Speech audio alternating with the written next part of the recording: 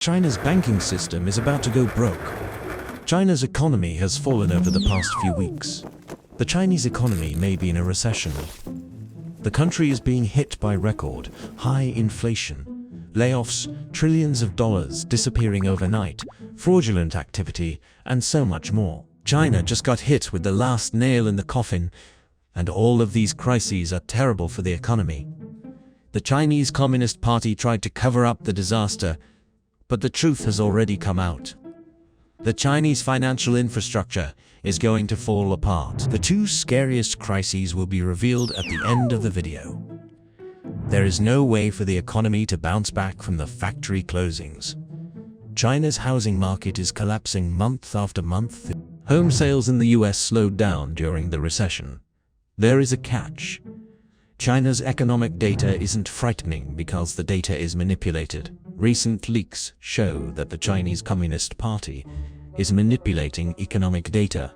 The Chinese banking system is collapsing due to the fabricated numbers.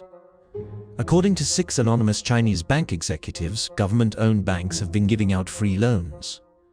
The government-owned banks are giving out loans with the same interest rate as the bank's deposits. Let's take an example that Walmart took a loan from Wells Fargo, and Walmart has to pay interest at a rate of 10s annually. Wells Fargo will offer a 10% interest rate on deposits for $10 billion at the same time that the loan is given out. Walmart will be told by Wells Fargo to deposit the loan into their account. Walmart has $1 billion in deposits. Walmart is paying $1 billion in interest while receiving $1 billion from the same bank. $10 billion was created out of thin air with a net interest rate of 0. Walmart doesn't have to use the $10 billion loan because it can hold onto it for free. This manipulation is spearheaded by the government, which has the goal of making it seem like the credit market is booming.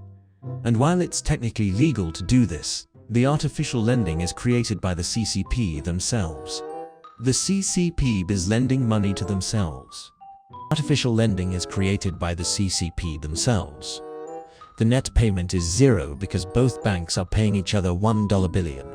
This strategy is being used by China's banks to increase loan activity. The goal of this channel is to expose deceptive behavior shown by top economies. Please hit the subscribe button to help me level up my content to unprecedented levels.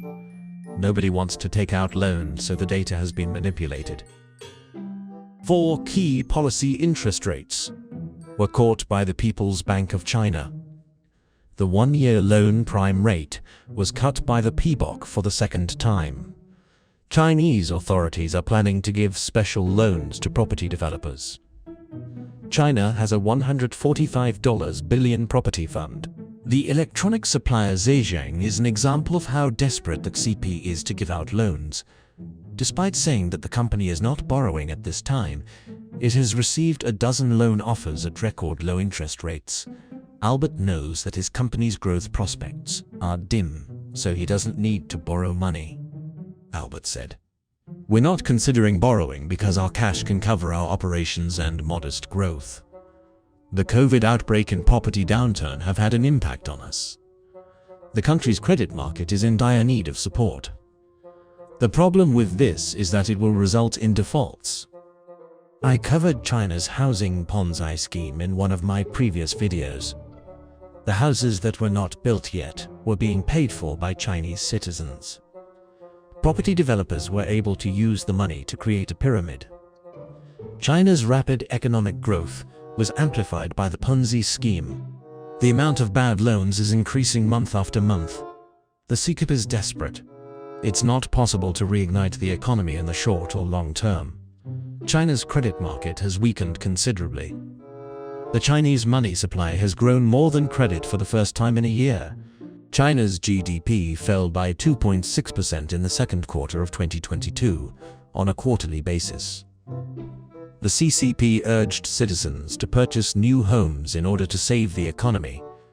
An English translation of a video that went viral on Chinese social platforms says, "I call on every comrade to take the lead to buy a property. If you have a first property, you should buy a second one. Buy a second and a third. The Chinese government is so frantic to boost the housing market that they are literally pressuring citizens to buy properties. Imagine if Joe Biden told citizens to buy more houses if they already had multiple.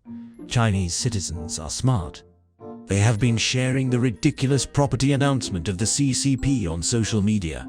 So guys, this is only half part of the video. If you guys like the video, please let me know in the comment section. Then I will start working on the next part.